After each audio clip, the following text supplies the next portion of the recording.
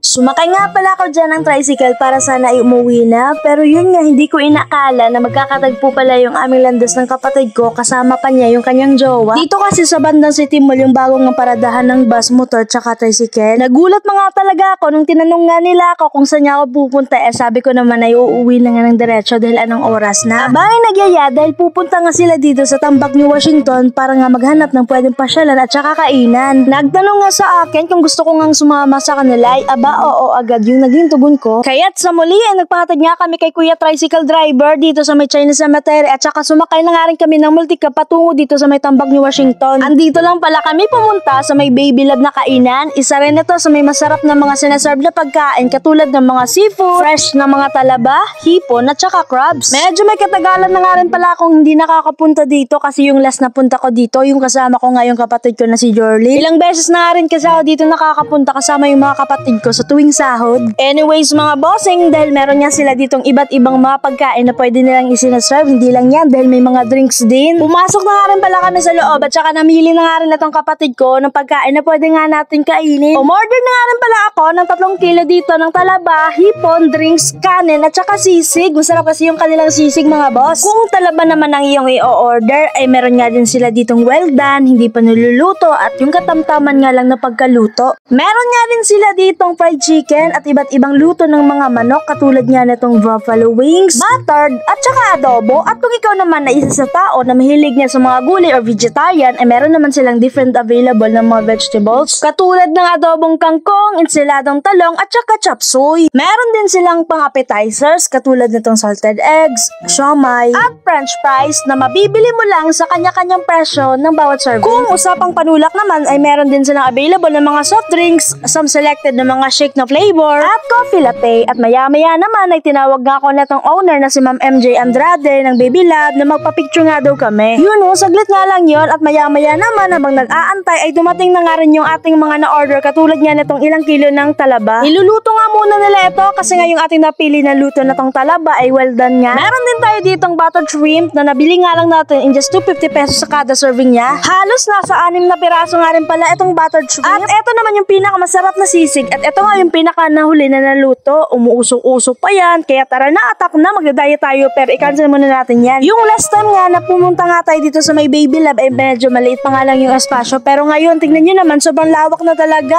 At nakahanda na nga muli yung ating chance sa malalang digmaan ng kainan. First bite, inuna ko nga muna ditong tinikman yung kanilang talaba na sobrang paborito ko talaga sa lahat. Isinausaw nga muna natin itong oyster natin na tanggal dito sa shell niya at itinubog na nga rin natin ito sa kanilang masarap na sausawan at saka may pagkamaanghang pa. At sobrang akong nagpapasalamat sa owner natong si Baby Love na si Ma'am MJ Andrade dahil hindi ko nga akalain mga bossing dahil 3 nga kaming kumain dito. Grabe mga bossing, sobrang bait nga ni Ma'am MJ Andrade. Nagmamadali kasi siya dahil pupunta nga daw siya sa Kalibo. Dahil meron niya siyang importanteng lakad kaya yung aming mga in-order dito ay pinagkatiwalan niya sa kanyang service crew na mabait at sobra talaga napaka-friendly naman. Walang halong biro mga bossing, mag-enjoy ka talaga sa pagkain mo dito dahil sa mga masasarap na mga pagkain nila na sineserve. Nang akmang nagtatanong na nga itong kapatid ko kung magkano nga yung aming babayaran. Naku po, wala kaming binayaran mga bossing kahit piso dahil libre nga ito. Opo, hindi talaga namin nakalain yun dahil kakain nga kami dito tapos libre lang. Naku, malulugi talaga yung owner dito. Pero maraming salamat talaga kay Ma'am MJ dahil ito nga daw